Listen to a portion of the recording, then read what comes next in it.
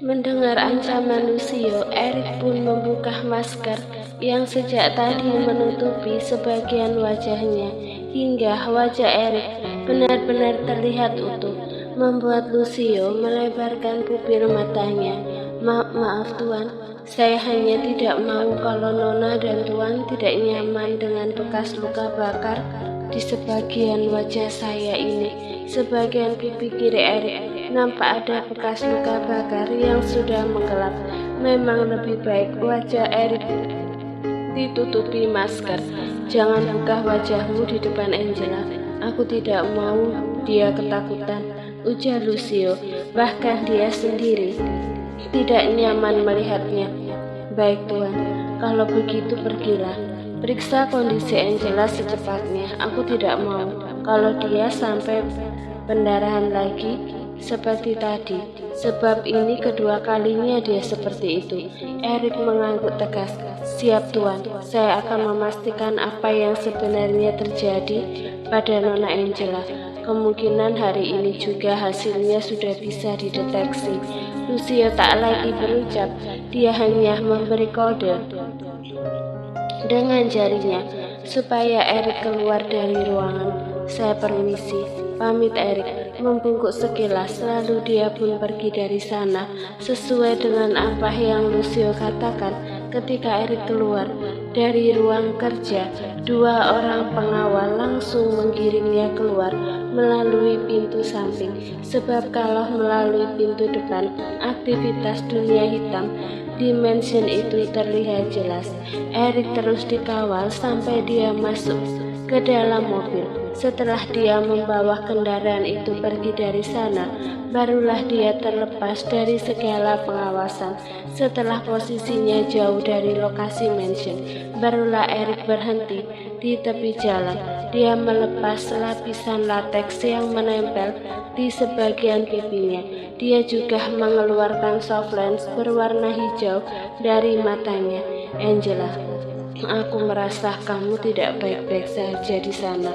Erland, dia akhirnya bisa bertemu Angela berkat Noah. Ya, kemarin Noah menceritakan perihal Lucio yang sedang mencari dokter pribadi. Tanpa berpikir dua kali, Erland pun menyetujuinya. Dia memakai bahan lateks untuk topeng di bagian pipi. Identitasnya juga berubah. Noah mengambil identitas dokter bernama Eric yang saat ini sebenarnya sedang dalam keadaan koma. Tes laboratorium Erland dilakukan segera. Dia berada di rumah sakit utama Manhattan, tidak sendiri. Ada Noah yang menemani. Bagaimana? Tanya Noah saat Erland keluar dari ruang laborat. Pria itu membawa berkas lalu duduk di samping Noah. Aku rasa ada yang sengaja memberinya zat berbahaya hingga kondisi kandungannya semakin hari semakin lemah, ungkap Erland. Dokter itu masih membaca hasilnya menerka-nerka. Setelah mendapat hasil laboratorium, Noah nekat datang ke mansion. Saat itu kebetulan Lucio sedang tidak ada di lokasi. Siang Bi, sapa Noah pada Bibi Matea yang sedang ada di dapur. Wanita separuh baya itu baru saja meletakkan nampan berisi makan siang. Tuan Noah, Bibi Matea membungkuk hormat. Dia cukup terkejut akan keberadaan Noah. Ada yang bisa saya bantu? Tanyanya. Selama ini siapa yang memasak dan menyiapkan makanan untuk Angela? Tanya Noah langsung. Dia berkata pada Erland kalau dia akan mencari pelaku yang sudah berani memberikan obat penggugur kandungan pada Angela. Saya, Tuan. Bagaimana? Jawaban Bibi Matea membuat Noah melihat ke nampan yang ada di meja dapur. Itu untuk Angela, tunjuk Noah dengan dagunya. Iya Tuan, tapi Nona hanya makan sedikit Tuan. Padahal tadi dokter mengatakan kalau Nona harus makan banyak supaya kebutuhan nutrisi terpenuhi, jawab Bibi Matea. Kenapa bisa? Tanya Noah masih berdiri di depan pelayan yang diperintahkan khusus menjaga Angela. Nona Angela hanya mengatakan tidak nafsu makan. Noah terdiam sejenak. Ini sudah hampir sore hari.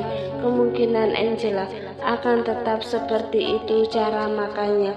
Sebaiknya tinggalkan aku di sini sejenak. Tuhan ingin apa? Ada yang bisa kami bantu? Tinggalkan aku sendiri. Hal itu cukup membantu, jawab Noah sembari membuka lemari pendingin, meneliti apa saja yang ada di dalamnya. Bibi Mateah menata bingung. Tidak biasanya tuan mereka masuk ke dapur dan mengusir mereka. Tuan ingin membuat sesuatu, biar saya yang memasak, tawar Bibi Mateah. Noah menoleh dengan senyum hangatnya. Aku minta apa tadi? Iya Tuan, saya pergi. Bibi Mateah pun langsung bergerak pergi. Noah kini beralih memandang makanan yang hendak dihidangkan untuk Angela tadi. Dia lalu mencari plastik di dapur, kemudian memasukkan satu menu ke dalam plastik, kemudian menu lain ke plastik yang berbeda. Erland tentu yang memerintahkan Noah melakukan itu. Bahkan minuman jus dan air putih pun Noah ambil sampelnya. Baru setelahnya dia masukkan ke dalam wadah dan akan dia bawa nanti saat selesai memasak. Kini dia kembali ke lemari pendingin. Noah mengusap lipisnya sembari melihat-lihat sayuran dan buah-buahan yang ada. Akhirnya Noah mengambil beberapa jenis buah, juga brokoli dan telur.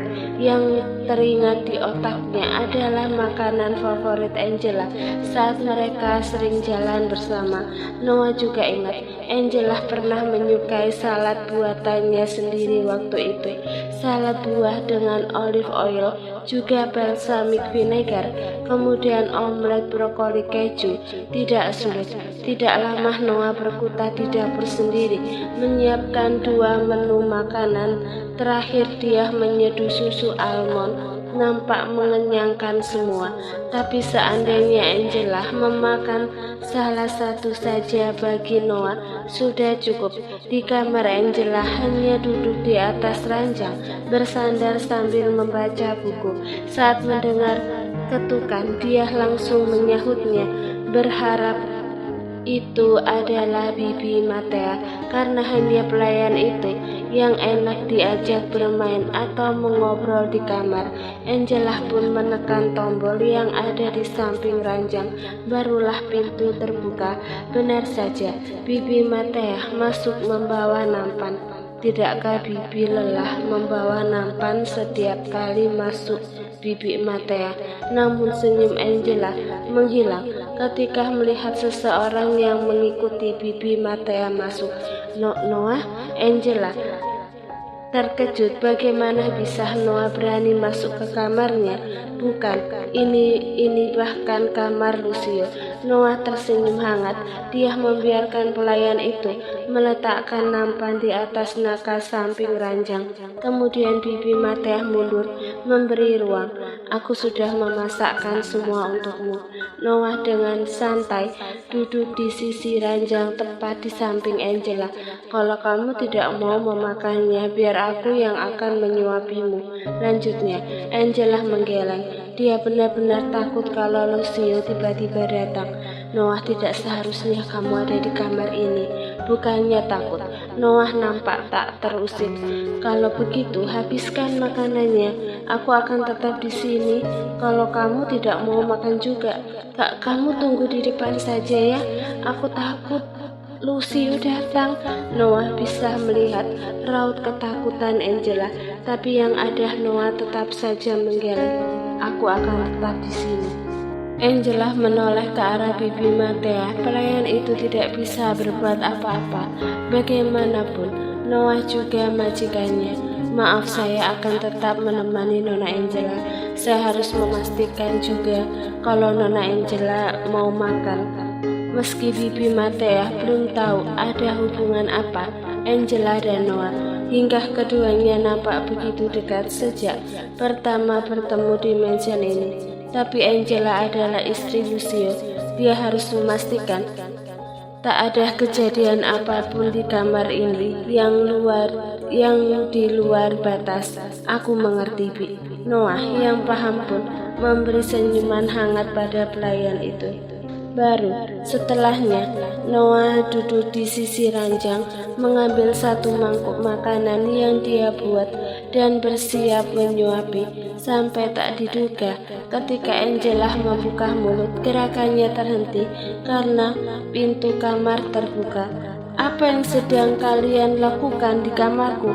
Lucio cukup terkejut melihat posisi Noah dan Angela yang nampak begitu dekat juga mesra. Noah menunjuk mangkuk yang sedang dia pegang, menyuapi ibu hamil yang tidak mau makan sejak tadi. Lucio mendekat dengan sorot dinginnya, kemudian mengambil alih mangkuk dari tangan Noah, kemudian meletakkan sedikit kasar ke atas nampan. "Siapa yang mengizinkanmu masuk ke kamarku?" Noah beranjak dan berdiri di dekat Lucio dengan santai. Dia tak terlihat gugup dan takut sama sekali. "Uncle, apa kamu lupa? Selama ini aku sudah biasa keluar masuk kamar ini, bukan? Kau bisa membedakan kalau sekarang aku punya istri?" Sela Noah. Dia memasukkan kedua tangan ke dalam sakunya. "Uncle, istrimu sedang tidak baik-baik saja. Dia tidak mau makan, mungkin karena ada sesuatu yang membuat nafsu makannya turun. Aku tak ada niatan apapun. Aku hanya ingin melindungi keponakanku yang masih ada di dalam perutnya. Itu supaya tidak bertambah parah," ungkap Noah sesekali menatap Angela, sedangkan Lucio menghuluskan tatapan tajam pada bibi Matea, membuat pelayan itu seketika menunduk. "Jangan salahkan bibi Matea, kamu adalah istrinya. Biasanya ibu hamil itu manja pada ayah dari bayi di kandungannya. Bisa jadi dia ingin disuapi atau sekedar ditemani makan oleh uncle. Bahkan mungkin ingin dimasakkan juga," lanjut Noah. "Lantas kamu sedang berperan sebagai diriku?" Lucio masih menatap dingin. Noah mengetikkan bahunya. "Bahkan jika diizinkan, aku bukan hanya berperan menjadi dirimu, tapi bertanggung jawab penuh pun aku sanggup." Rahang Lucio seketika mengetat. Dia mencengkeram kerah kaos Noah, merasa tidak suka dengan perkataan keponakannya itu. "Jangan buat aku memblokir akses masuk untukmu di mansion ini, Noah," gertak Lucio. "Kalau sampai itu terjadi, artinya kamu merasa takut padaku. Apa kamu tidak percaya diri terhadap kesetiaan Angela terhadapmu, Uncle?" Sikap berani Noah membuat Angela takut. Dia tidak mau kalau sampai Lucio berbuat kasar pada Noah, memukul atau bahkan menembak. "Au!" rintik Angela dengan suara dikeraskan, sengaja supaya kedua pria itu mendengar. Tentu hal itu berhasil menghentikan perseteruan yang hampir saja terjadi. "Angela!" Lucio langsung menahan dada Noah untuk tidak mendekati Angela. "Dia istriku, pergi dari kamarku," usir Lucio. Noah sejenak memperhatikan ekspresi Angela yang sedang kesakitan. Dia pun tak tega meski rasanya masih ingin meladeni emosi Lucio. "Angela, meski kamu tidak mau makan, pikirkan kondisi bayimu. Kamu harus kuat, Angela." Setelah berucap begitu, Noah pun berbalik pergi. Bukan hanya Noah, Lucio juga memberi kode pada bibi Matea hingga pelayan itu ikut pergi. "Dia tidak melakukan apapun, hanya memintaku untuk makan." Angela mulai bersuara. "Kau membelanya?" ucap Lucio datar. Bukan." Lucio melirik ke nampan berisi makanan di atas nakas. Dia tak langsung membahas itu lagi. Lucio lebih dulu bergerak pergi ke walk-in closet. Untung tidak jadi perang dunia kedua. Angela bisa bernafas lega. Dia menoleh ke arah nakas. Sungguh nafsu makannya hilang sejak pagi tadi. Perutnya masih terasa tidak enak. Kepala juga pusing dan badan lemas. Tapi benar kata Noah, dia harus pikirkan bayi di perutnya, jangan sampai kondisinya semakin lemah. Wanita itu akhirnya mengambil satu mangkuk masakan yang masih hangat. Beberapa saat dia terdiam menatap makanan itu, yang ada perutnya justru mulai terasa mual. Akhirnya Angela kembali meletakkan mangkuk di atas nakas. Tak dia sangka Lucio, yang baru keluar dari walk-in closet, menarik lagi mangkuknya tanpa berkata apapun. Dia duduk di sisi ranjang, kemudian memasukkan 1 sendok makanan ke mulut Angela. Wanita yang masih terkejut dengan sikap Lucio, dia tanpa sadar mengikuti gerakan pria itu, menerima suapan dan mulai mengunyahnya. Lucio, minum. Tak ada romantisnya. Bahkan Lucio langsung menempelkan ujung gelas ke bibir Angela. Mau tidak mau Angela meneguk air putih itu. Seakan tak memberikan Angela jeda untuk berbicara, Lucio menyuapi Angela saat dirasa mulut istrinya sudah mulai kosong. Di sisi lain, Noah sengaja menunggu Bibi Matea di dekat lift. Ada yang harus dia bicarakan pada pelayan itu. Tuan, Bibi Matea membungkuk sebab Noah menghalangi jalannya. Aku ingin bicara. Perkataan Noah langsung Bibi Matea sanggupi. Noah membawanya ke balkon dekat sana. Selama Angela hamil, siapa yang memasak dan mengantar makanan untuk Angela? Tanya Noah menginterogasi. Saya sendiri, Tuan. Tuan Lucio memerintahkan seperti itu. Semua kebutuhan Angela jangan dicampuri oleh pelayan lain, jawab Bibi Matea dengan jujur. Noah mengangguk. Dia pun berpikir sejenak mengenali zat berbahaya yang masuk ke dalam aliran darah Angela hingga memicu kontraksi berbahaya. Juga katanya bisa melemahkan detak jantung. Apa tidak ada yang pernah menjadi perantara atau mendekati makanan Angela selain Bibi Matea? Noah kembali bertanya. Maaf Tuan, memangnya ada apa ya? Apa ada yang perlu saya waspadai? Noah pun tersenyum tipis atas respon cepat pelayan itu. Iya, Bi. Noah lebih dulu melihat ke arah pintu balkon, memastikan tidak ada yang mendengar mereka. Kondisi Angela harus dirahasiakan sampai mereka menemukan pelakunya. Jadi sepertinya ada yang memberikan Angela obat penggugur kandungan, hanya saja dalam dosis banyak. Dia mungkin tak ingin membuat Lucio curiga, hingga dia lakukan bertahap membuat Angela lemah, ungkap Noah. Bibi Matea menutup mulutnya terkejut. Dia pun mulai mengingat-ingat siapa yang pernah mengantar Angela makanan sampai pelayan itu teringat sesuatu. Tuan, sebenarnya bukan maksud menuduh, tapi 2 hari lalu ada yang memaksa saya untuk memberikan makanan Nona Angela. Bibi Matea mengatakannya dengan sedikit tuduh. Dia takut disangka menuduh.